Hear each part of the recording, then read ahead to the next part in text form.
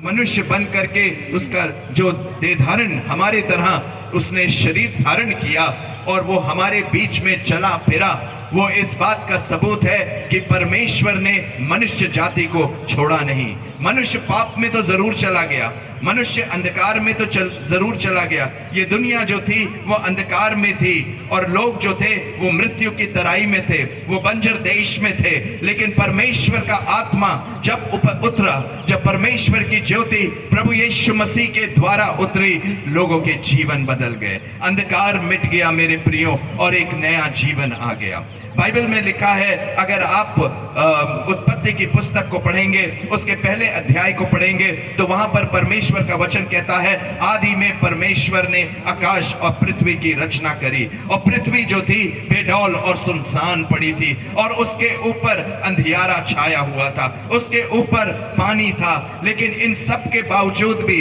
अंधियारे के बावजूद भी, दुख के बावजूद भी, वो बेडौल और सुनसान के बावजूद भी परमेश्वर का आत्मा उस पर मंडराता था। हालेलुया। और वो परमेश्वर का आत्मा जब मंडराता था, एक दिन परमेश्वर ने कहा उजियाला हो, और उजियाला हो गया।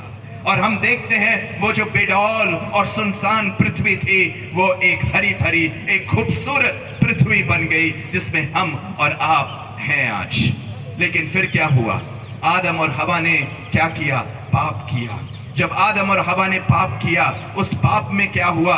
जो अधिकार आदम और हवा को मिला था, जो अधिकार, जो पृथ्वी जिसको उसको वश में रखना था, जो परमेश्वर ने बड़े प्रेम से रची थी और आदम और हवा को दे दी थी, उसने क्या किया? उसने पाप किया और पाप करने के बाद वो उसका अधिकार शैतान को दे दिया।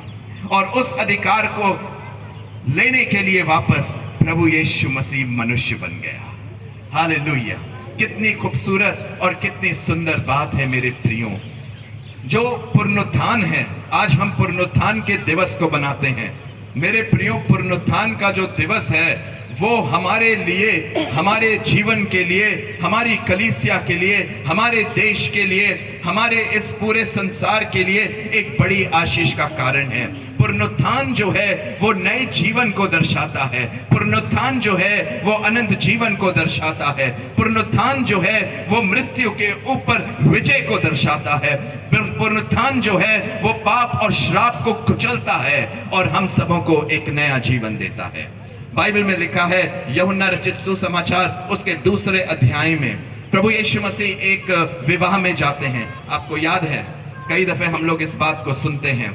और प्रभु वहां पर क्या होता है कि जो दाखरस है वो खत्म हो जाती है। और जब दाखरस खत्म हो जाती है तो उसकी माता, प्रभु यीशु मसीह की माता क्या करती हैं? यीशु मसीह के पास आती हैं और कहती हैं कि दाखरस खत्म हो गई है। और फिर हम आगे देखते हैं, प्रभु यीशु मसीह क्या कहते हैं अपने चेलों से कि इन मटकों को क्या कर दो? पानी से भर दो।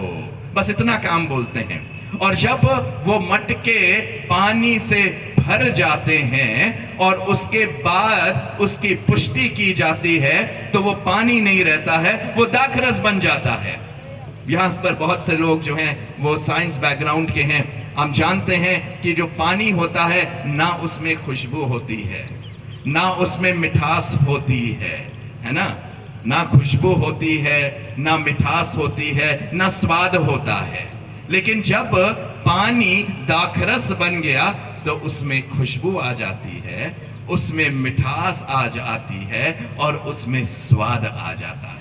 मेरे प्रियो, जब पुनरुत्थान की सामर्थ एक पापी के जीवन में आती है, उसका जो बेडौल और सुनसान जीवन है वो बदल जाता है और हम नए बन जाते हैं। हम में मसीह का स्वाद आ जाता है, हम में मसीह की सुगंध आ जाती है, हम में मसीह की खुशबू आ जाती है। मेरे प्रियो, मैं एक बारी एक जुलूस में जा रहा था, पुनरुत्थान के जुलूस में जा रहा था, और हम लोग इलाहाबाद के शहर से निकल रहे थे और हम लोग इस बात को कह रहे थे, यीशु मसीह जीवित है, यीशु मसीह जीवित है।